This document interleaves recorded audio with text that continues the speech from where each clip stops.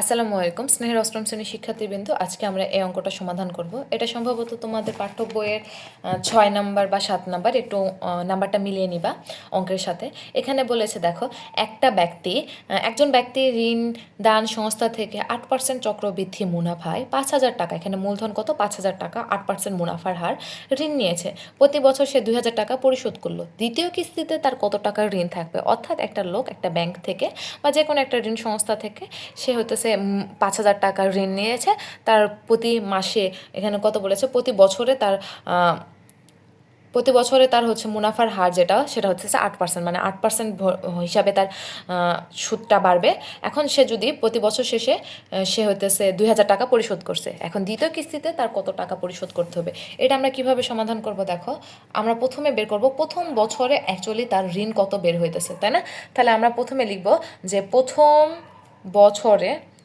বছরে চক্রবৃদ্ধি মূল কত দাঁড়ায়। অ্যাকচুয়ালি চক্রবৃদ্ধি মূলধন, প্রথম বছরে চক্রবৃদ্ধি মূলধনটা কত দাঁড়ায়? চক্রবৃদ্ধি মূলধন মানে আমরা জানি যে মূলধনের সাথে সুদ বাড়তে বাড়তে যেই মূলধনটা হবে তাকে আমরা বলি চক্রবৃদ্ধি মূলধন। তাহলে প্রথম বছরে আমরা চক্রবৃদ্ধি মূলধন লিখতে পারি, এই যে উপরে পাওয়ার 1 হবে, হ্যাঁ, এনের জায়গায় 1 হবে, যেহেতু 1 বছরে বের করতেছি। আমার এখানে মূলধন দেওয়া ছিল দেখো 5,000 টাকা, আমার 1 প্লাস আর মুনাফার হার দেওয়া ছিল 8%, অর্থাৎ 8/100, সময় দেওয়া ছিল 1 বছর। তাহলে এটা আমি কিভাবে ক্যালকুলেশন করব? 8/100 যোগ 1 গুণ 5,000। তাহলে আমার প্রথম বছরে চক্রবৃদ্ধি মূল দাঁড়ায় 5,400 টাকা। কিন্তু সে প্রথম কিস্তিতে কত টাকা পরিশোধ করেছে? দেখো, প্রথম কিস্তিতে সে 2,000 টাকা পরিশোধ করে। তাহলে আমি এখন লিখতে পারি যে প্রথম বছরে 2,000 টাকা, আগে লিখি যে প্রথম বছরে 2,000 টাকা শোধ করার পর তার কত টাকা থাকে।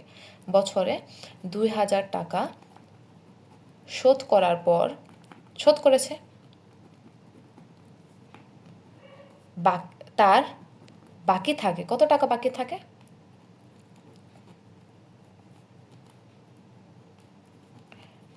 তাহলে আমরা লিখতে পারি 5,400 বিয়োগ 2,000 টাকা।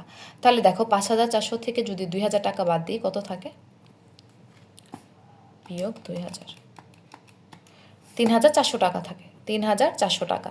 আচ্ছা, দ্বিতীয় বছরে যখন সে কিস্তি পরিশোধ করতে যাবে, সে কিন্তু 5,000 টাকায় কিস্তি পরিশোধ করবে না, অথবা 5,400 টাকায় কিস্তি পরিশোধ করবে না, তখন এই যে 3,400 টাকা থাকবে। আবার এই 3,400 টাকারও কিন্তু মূলধন বৃদ্ধি পাবে, তাই না? মানে কিস্তির হারটা বাড়বে, এই যে 8% মুনাফা এর ক্ষেত্রেও তো বাড়বে। তাহলে দেখো পরের বছরে কি হয়ে যাবে? পরের বছর চক্রবৃদ্ধি মূলধন পরের বছর মানে আবার 1 বছরে, তখন চক্রবৃদ্ধি মূলধন কত হবে? দেখো, 1 প্লাস আর তার উপরও 1 হবে, তখন 3,400 টাকা হয়ে যাবে আমার মূলধন। 1 প্লাস আর এর মান কিন্তু সেম, 8%ই থাকবে 1। তাহলে এখানে আমার কত হবে? দেখো, 8/100 যোগ 1 গুণ 3,400 টাকা, তখন হবে 3,672 টাকা। দ্বিতীয় কিস্তিতেও কিন্তু সে 2,000 টাকা পরিশোধ করবে। তাহলে দ্বিতীয় কিস্তিতে দেখো, দ্বিতীয় বছরে 2,000 টাকা শোধ করার পর বাকি থাকবে